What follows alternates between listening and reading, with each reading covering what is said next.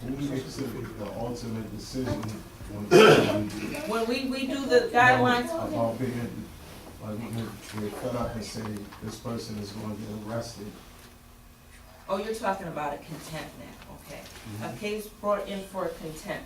So we've been talking about modifications, so now he wants to know the other, one of the other tools we do, which is, enforcement tools, which is contempt. Okay, a case is in contempt status or contempt posture, falls into that posture. If there's a 30-day period with no activity, no payment, okay? So if your order is running weekly and it falls, and it's 4 weeks behind and we get no payment, it's gonna hit our system, okay? It's gonna hit our system. It may be a while before we get to it. How we get to it, how we jump on it right away is the custodial party will call. I haven't received payments. You know, we have some that call weekly. I usually get my check on Tuesday, it's Friday, you know, and we tell them it has to be 30 days delinquent, no action before we can do anything. It hits that 30 days, then what we do is we send you out what we call a demand letter. We let you know that we reviewed your case and you have a delinquency of X amount of dollars. You know, you need to make some type of payment or give us a call. They try to give you at least 60 days. 30 days. 30 days. I give 2 weeks. 2 weeks. If within that time frame we don't hear from you, we take the next course action, which is to do the contempt. Okay?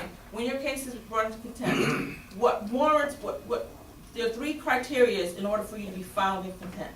You have to know that you have a child support order. Okay? You have to have the ability to pay that child support order. Okay? And you have to willfully not pay that child support order. So you know you have this child support order, you have the means to pay this child support order, but you're just not going to pay it.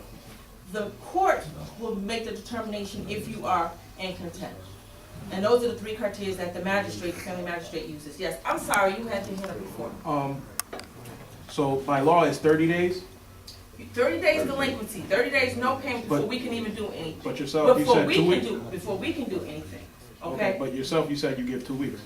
I give 2 weeks for you to contact us. Okay. Not the 30 days on the, right, because he's saying 60 days on the letter. I give you 2 weeks to contact us. Because 2 weeks, by the time I get to it, it's going to be 30 days, okay? And depending on how far delinquent you are when that person calls will determine, you know, they may be calling saying that you may not have made a payment since December, okay? Now, back on the modification, how about, say for example like me, at one point I was out of work for about almost 9 months, but I was collecting unemployment. They were taking the child support out of Out of your unemployment. Mhm.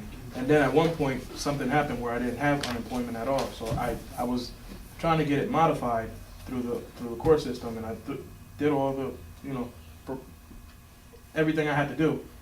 And the judge still didn't modify it for me. And they denied me. Mhm.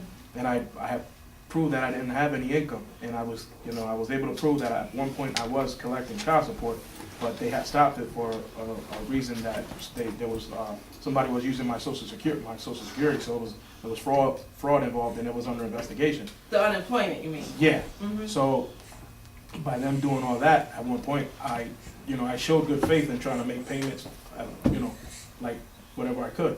At the time, the judge denied my modification. Where do we go from there? You know, like, do we try to modify, get it modified again? You can file for a modification again. You can file a motion to, I don't want to say appeal because that's not the right terminology. But Revisiting the modification? right, try have them revisit the.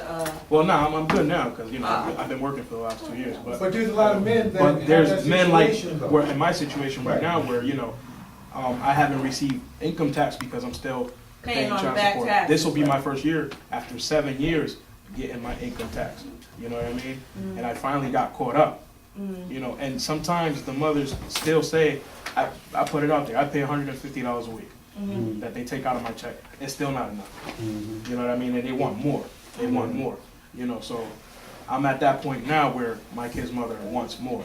Mhm. And I try to help with whatever I can. I'm blessed that I have a good job, Right. but you know, it's only so much you can do. You can do, You know right? what I Is mean? she working? At the moment, no. She's I guess on the state for for whatever reason, and So your money now you're being paid is paying to the state. Well, yeah, I'm still paying the state Just back. going back to the state, Yes. yeah. So That's Listen. unfortunate that you do have, I mean, there are greedy people out there. Enough is not, there's nothing enough, You give them, an inch, they want a whole mile, It's unfortunate like that. The thing that you have to do what you have to do for your child, what you feel comfortable, you lay your head down at night, you've done what you're supposed to do, even if you've gone beyond what the letter of the law says, which you have, okay? Which is spending time with your child, doing all the things that dads do as well as moms, that has no monetary value, Yeah. So, Now, getting to the monetary part of it as well, which has always been an issue, is giving money to the plaintiff directly instead of having to go through the system. yeah, don't do that. Because you will not get credit for it at all unless she gives us a notarized letter stating that, yes, he gave me a certain amount of money and credit your case. So a lot of times you get in arguments with your spouses or whatever, and they'll never give into it or whatever. So to cover you, just make sure everything goes through the system. All right, fellas, listen, there's 20 more minutes left of this session right here. We got 1, 2, 3 questions. 20 minutes left. I'm gonna call it fourth quarter. Start to pick up the pace a little bit and keep it real with your questions. I don't want you leaving out of here with, well, I didn't ask this, or what about this, and hit on it, okay? You got 20 minutes, all right? Me and myself, my son is incarcerated, been in there 8 years. I mean, no, he got 10 years actually. And, me and him been sitting down, we're talking about this modification, whatever it is. Now, what happens to him while he's sitting in there? I'm pretty sure child support is probably running. He has a child, Yes, he have a son and a daughter. like and two he different has a women. child support order? I don't even know if he got a child support. He never mentioned it to me, but Okay. we was just, throwing it out there, talking about it. If he does have a child support order, I and would he's question it incarcerated, next time I go. he can file for a modification, and what they'll do is they'll zero out the order. Okay. They'll zero out the order. Anything charged up to that point, he will owe, but it won't charge anymore. stop. It'll stop, the charges will stop. Okay, can you give me that, write that down for me, so when I next time I It's go in back your and visit packet, him? it's in your It's packet. in here? It's in your packet, the I'll modification. modify. Yep, and also Which in your one is it? packet. Which one is it? It should be It's, under. the last one on the left-hand side, how to modify child support order. Also, This one. yeah, So can I send this to him? yes, you can. And also his counselor he should be able to talk to his counselor. Right, if he has a support order, a lot of times, and I don't know anything about the prison system and the counselors or whatever, but, Well, it's hard reaching those people, the counselors and yeah, stuff. they should be, they give you telling that much them information. off the bat, once they're in there and get processed, you need to file for a modification. If you have a child support order, you need to file for that modification to stop your charges. Because who wants to come out owing $100,000, Yeah. okay? And we can't go back and erase those charges, Question, okay? the department doesn't notify the brothers. I mean, the only What way they department? would know if he was in Well, jail, if He his can mother always, said whoever, he was in jail. he would have to notify, he can notify us, if the council Yeah, well, won't help him out, he cool. can write a letter himself and say, I'm requesting a review of my order, I am currently incarcerated at such and such facility, I'm seeking a modification. At that point, we will take care of it. We will do a referral to our review and adjustment unit to get that case into court, and even now they do the video. You will stay in his facility, they'll put him on the video monitor, and when the case is brought to court, okay?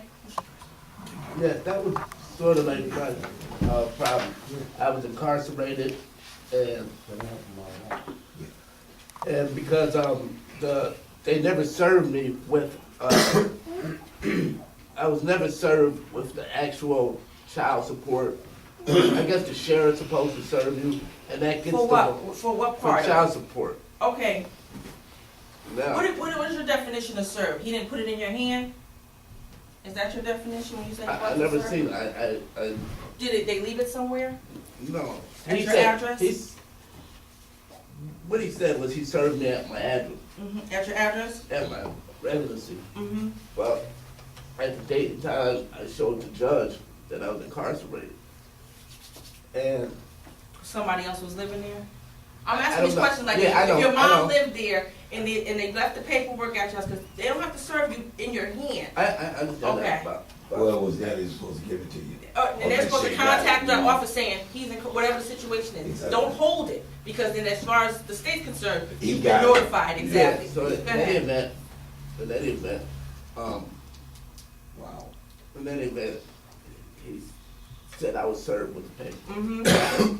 Now, down the road, I never knew the child support was mounting because in Connecticut, because the mother of the child was staying in the state of Maryland. Okay. So I never thought that I had any, charges pending in the state of Connecticut. Mm-hmm. Nevertheless, when I come home from, when I get out of jail, I owe like $40,000. Mm-hmm. And when I go to try to get it modified, Mm-hmm. he brought up the statute of limitations. Mm-hmm. I never knew the clock was ticking because I was never served.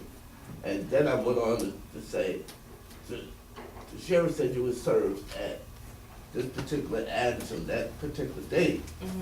The only thing I had was a time sheet to show him that I was incarcerated at that particular time. Mm-hmm. So now, I didn't know all about if they gave it to him or whoever was living there. Mhm. I don't know who was living there at the time. That's just stuff I didn't know because I was incarcerated. Mhm. It wasn't my family. But nevertheless, when I came out, I went on and got custody of my child, Mm-hmm. and they're still taking money. For that back money. No, they're taking money now. They was taking money. Even when I got custody of, that's what I thought. I went to court. They gave me custody of the child, but they still continued to take out. Did you bring those, like we said earlier, did you bring the custody papers to our office in order for us to stop that current support? See, that I brought the. I went back to court. And brought the transcripts to. I filed another modification. I brought the transcripts from that particular court hearing, and where the judge stated they gave me custody of my child. So they changed it. They changed it, but they put a rearage on it. Now, Connecticut had the bar roll for like 10 years in Connecticut. They haven't been in Connecticut in 15 years. But I still owe Connecticut this amount of money that I can't pay. It may be that, it may look like you owe Connecticut, but Connecticut may be collected for the other state. But because you're here and the order was put on here, whatever they're collecting, or whatever you're paying, they're sending to that other state. We don't know, and when we send money to another state, that state disperses it, it's either reimbursement to the state or it's reimbursement to the mother. Yeah, and I understand that, but she never filed in Maryland. She never filed in Maryland. She's just a working resident in the state of Maryland. And she never filed. Was she on state in Maryland? No. She had to file somewhere then. So she filed in Connecticut. Oh, Right. all right. So because she didn't unfile, so to speak, She and the never fact, knows, so Connecticut kept pursuing it. yeah, and the fact that I didn't put in a modification, It was charging while you were incarcerated. yeah, and I never knew the clock was ticking until when I came home, Get the bill. I filled out a credit report and I owed them Okay. this amount of money. And I went back to court, but it was just so hard to come back to court and deal with the same problem with saying, they'll say, we're not going to reward you we're not going to take the bill off of you because you were in jail. I said, I just wanted to be set to my income while I was incarcerated. And they had it set to like $70 a week. And Right, that's what I'm saying, it's like when you're incarcerated, again, if we don't know,